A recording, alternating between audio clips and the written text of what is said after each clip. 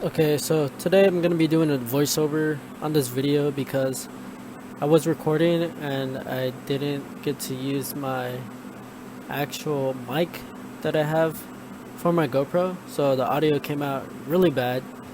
So this is why I'm doing a voiceover. But anyways, so today we're going to be solving the issue of your Suzuki Carry. If your Suzuki Carry is stalling when coming to a stop sign or a stoplight, or whenever you're just pressing in your clutch and it just dies out. So right here I'm going to be showing you the old F5A carburetor, and then also I bought a new F6A carburetor that can be converted to work for F5A carburetor, or to work as a F5A carburetor. So you don't need to buy a new carburetor. The only reason why I bought a brand new one is because I use my truck pretty much almost every day to go to work. I use it as one of my dailies other than my motorcycle. So that's why I bought the new carburetor, because the part that you need to fix this issue is called your auto solenoid.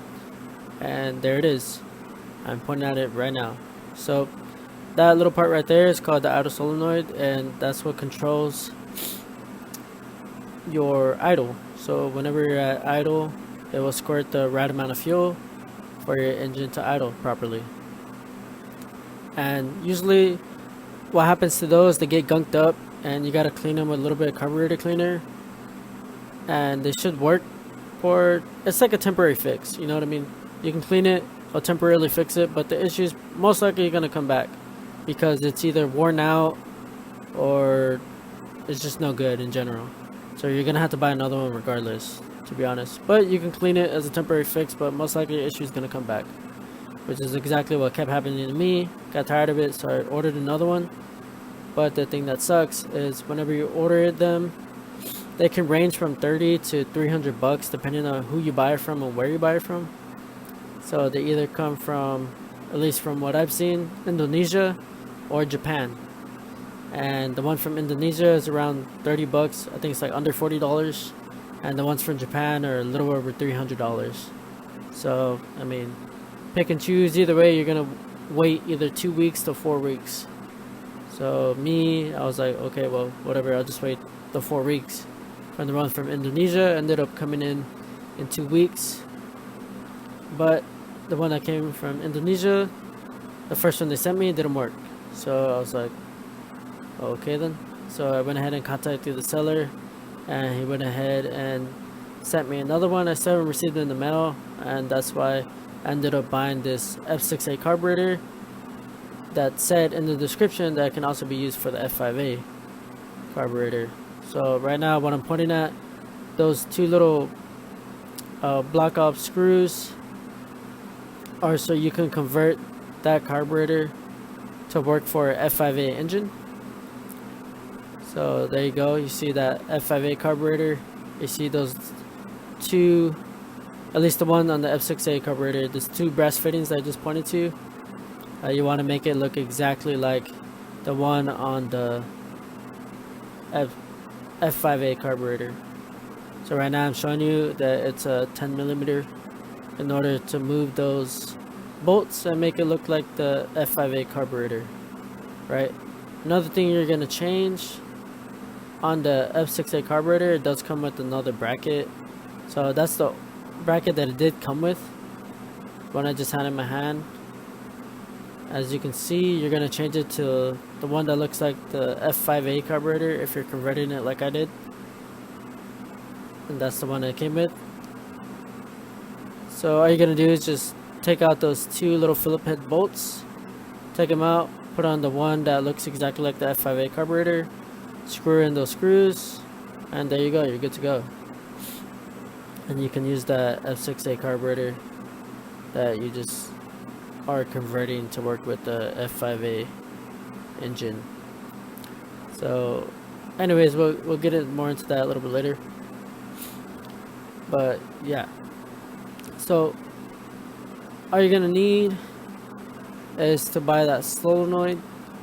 Like I said, costs $30 if you're getting it from Indonesia, a little over $300 if you're getting it from Japan.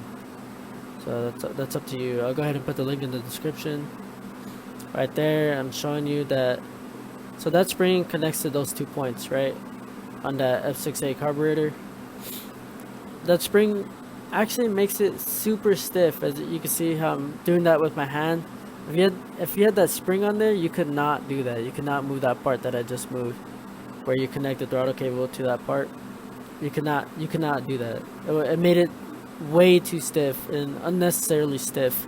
So I went ahead and just took off that spring, because the little spring that's actually connected to that part right there, I should be showing it to you.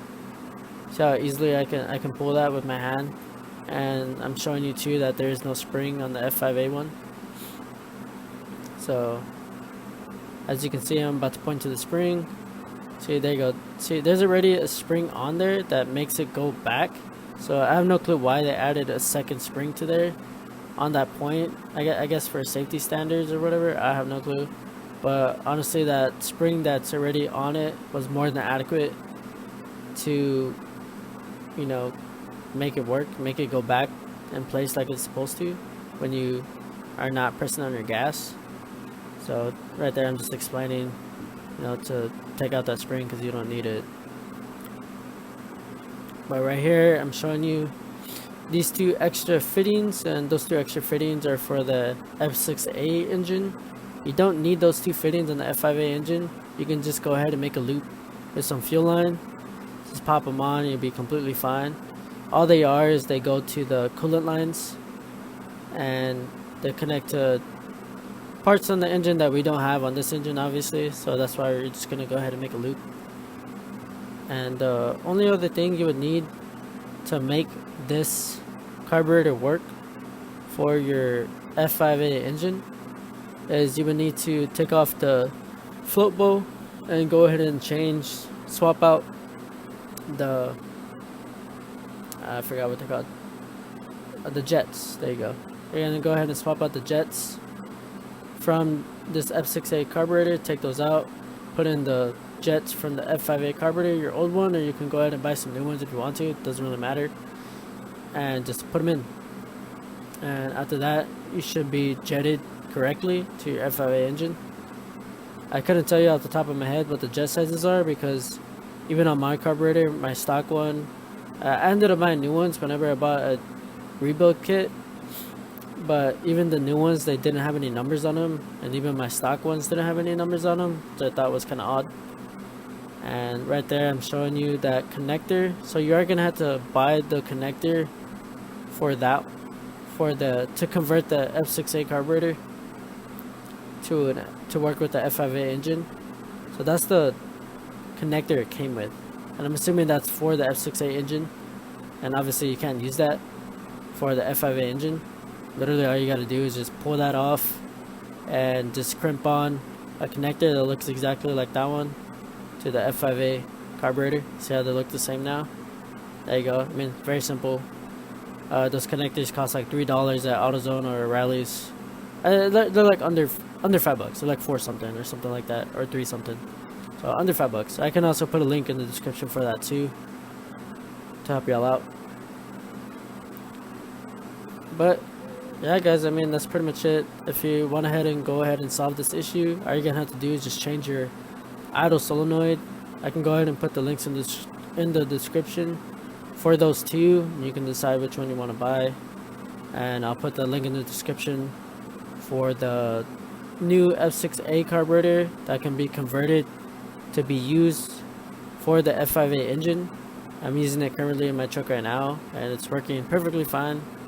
The only issue I was having was that it was idling a tad bit high, not like super high or anything.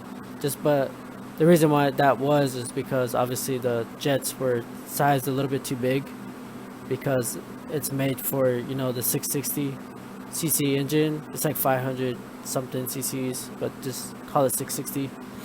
And obviously the F5A engine is 550 cc's, so, you know, a little bit of a difference in engine displacement.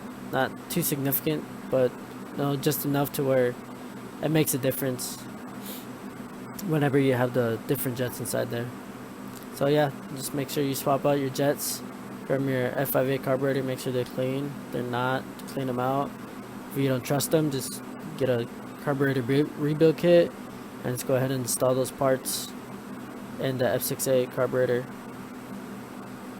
Well, at least the jets. I mean, I don't know if you can buy the jets by themselves. Honestly, don't know. But I mean, you're gonna have to buy the F5A rebuild kit in order to get those jets.